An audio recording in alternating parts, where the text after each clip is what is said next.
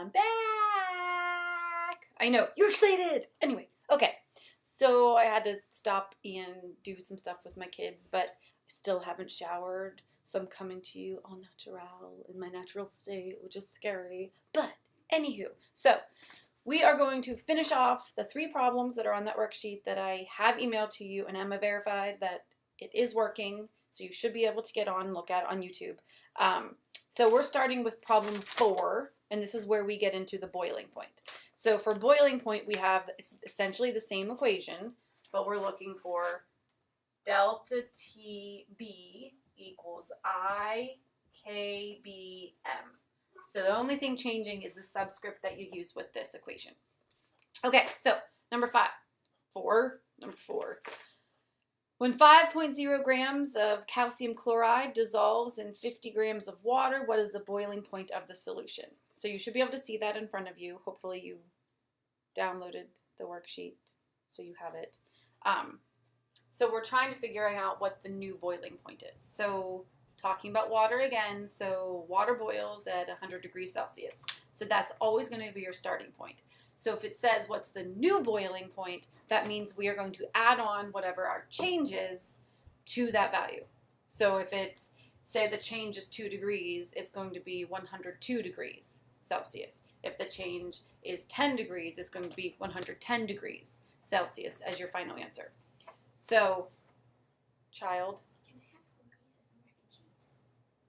if you want to, do you know how to make them? Yeah. Okay.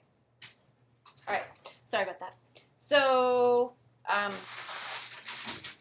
you be any louder? Yeah. Okay. All right. So we're starting with, we have 5 grams, 5.0 grams of calcium chloride. So I gave that to you in this worksheet, so you don't have to figure out the name, but you should know how, if I say calcium chloride, you should be able to name that. Okay? And there's 50 grams, 50.0? Yeah, 50.0 grams of H2O. So solute, solvent. Okay? So we need to figure, what do we know? Well, we don't know delta TB. We don't know that.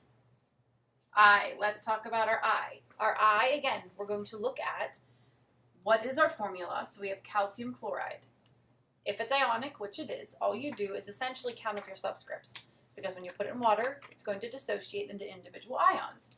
So there's 1 calcium for every 2 chlorides. That gives us 3 total, so I equals 3. Your KB for boiling is 0.0512. Sorry, it's not a 0. It's just 0.512. That's my, brain not working. 0.512. 0.512 degrees Celsius per molal. And lo and behold, we need to know the molals, but we don't know that, right? It's not there. So that means molal is equal to moles per kilogram. Okay, we don't know either of those values, but we can figure them out. So that's your next step. So why don't we just start with what's first? We have 5.0 grams of calcium chloride. Take the molar mass, which is something. It is 110.984. That's equal to 1 mole of calcium chloride. Okay, when you do the math, you get 0.045 moles. 0.045 moles. Okay, so that's the first thing you had to figure out. Then you're doing H2O. Essentially, you should be able to see, if I take this and I move my decimal place 3 places to the left, it's the same thing as doing my conversion. So we have, but I'll do it anyway in case you still struggle with this concept. Okay, if I'm going to go from grams to kilograms, I have 1,000 grams for every 1 kilogram. Okay, and that's going 1, 2, 3, right? That's essentially moving your decimal place 3 places. So 0.05 0.500. Yes, it is important that you maintain these zeros. These two zeros are significant. There are 3 significant digits. When you go here, you must also have 3 significant digits. These 2 zeros are placeholders because there is not a significant digit that comes in front of them. But anything that comes after a significant digit, like the 5, is also significant. Okay? So 3 significant figures here. All right, so molality, okay, 0.045 moles per 0.0500 kilograms. Okay, you just divide that out, and you get 0.90. 0.90 moles. So now we know this value, 0.90 moles. I'm going to erase this so I have more room to write. Hopefully you have it. If not, pause it and write it down. Here I go.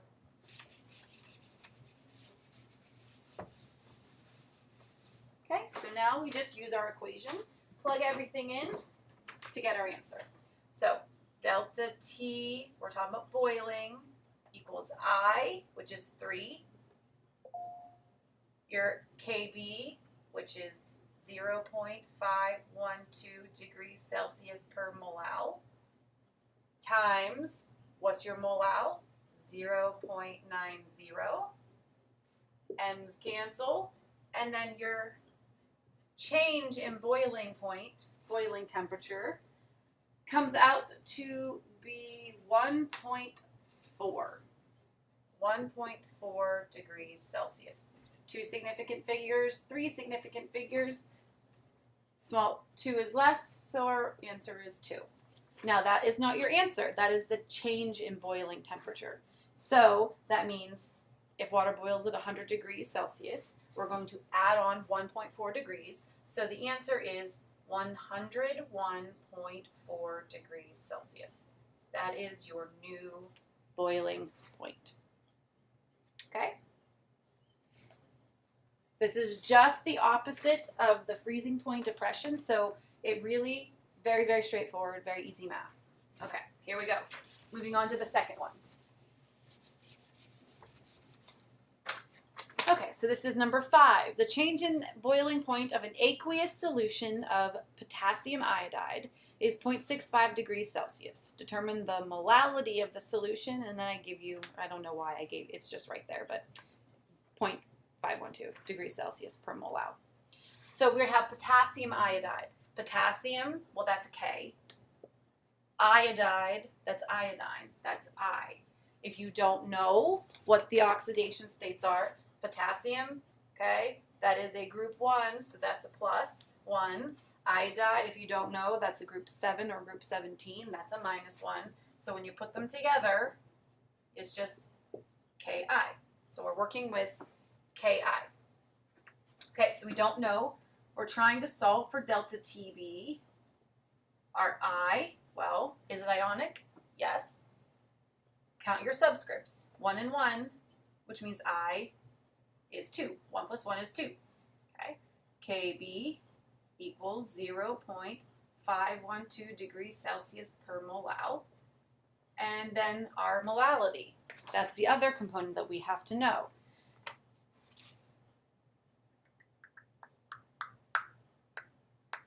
All right. So in this case, yeah, totally forgot what I was doing. Sorry, guys. So the molality, this one they say, what is, I'm asking you to find the change in boiling point. So I actually, not the change in boiling point, the molality.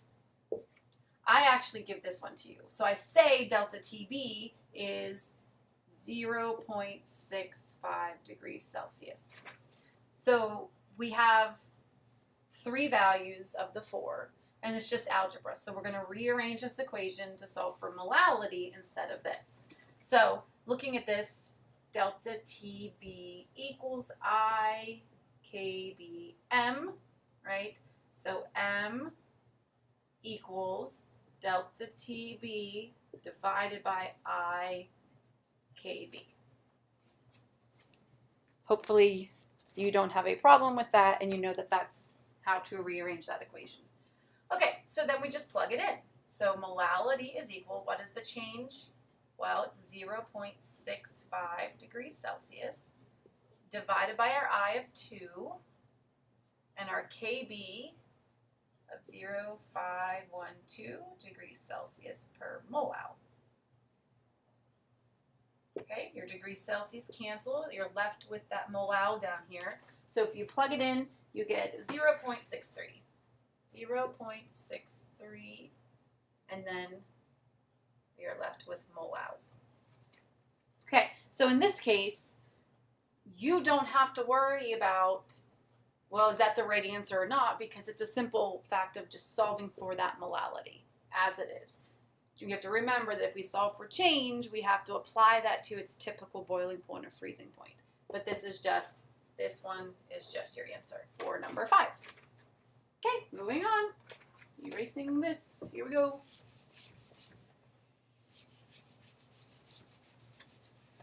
Okay, last one. What is the expected boiling point of water for a solution that contains 150 grams of sodium chloride dissolved in 1.0 kilograms of water? Okay, so delta TB, that is what we're trying to solve for. Okay, what is expected boiling point? Well, we have to look at the formula for this the solute to determine that.